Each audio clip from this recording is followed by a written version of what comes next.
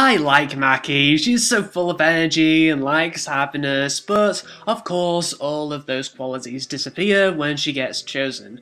Interestingly, she goes to Tanaka to talk with about herself. I suppose Maki is drawn to Tanaka as an older guardian type who is also in the same boat. It's also hinted that Tanaka draws the children to her because she's a woman, as her male counterpart doesn't draw anyone, so Tanaka is like the mother of the group.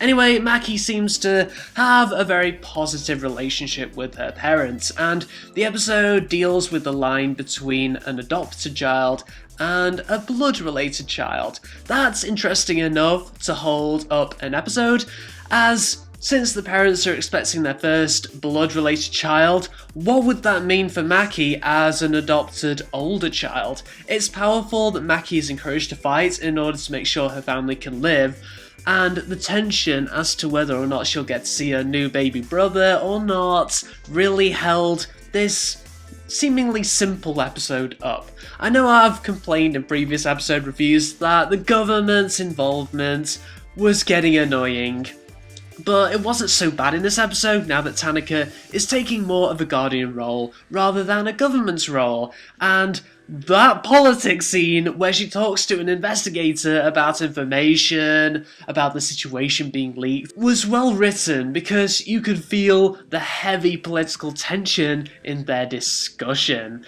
One major idea that episode 12 hints at is the idea that Maki is the one most passionate about protecting Kana from her abusive brother. So now I'm wondering about if, after Maki's death, would someone else try to protect Kana, or would Kana's relationship with her brother change now that there's no one really passionately trying to protect her? And now for episode 13, the middle of the series. I did theorise that the aliens were actually different versions of the actual Earth's mechasuit, and that the aliens were being piloted by other people, possibly humans, and lo and behold, that theory was realised. I'm not disgusted that the whole game is designed to kill universes, but I am shocked at the sadistic nature of the concept. Having robot battles determine which universe lives or dies? That's crazy and ridiculous, but Dung Beetle does make it clear that even though it seems like nonsense, it is necessary, and the metaphor of pruning a plant genuinely helped to put everything into perspective. I sympathise with the children now that they know not only that they're going to die, but that they're contracted to kill universes of people. Actual people. We see the people of the universe and even the pilots of the enemy robot.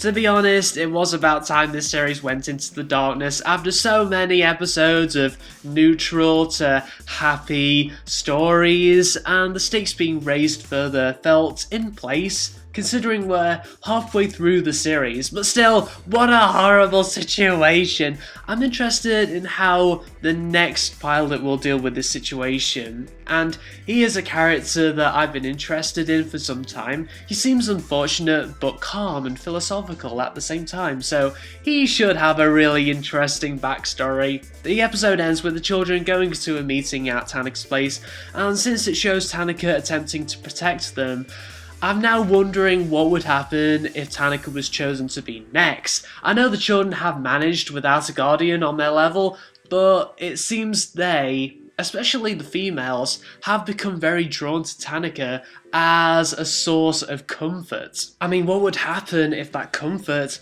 was taken away?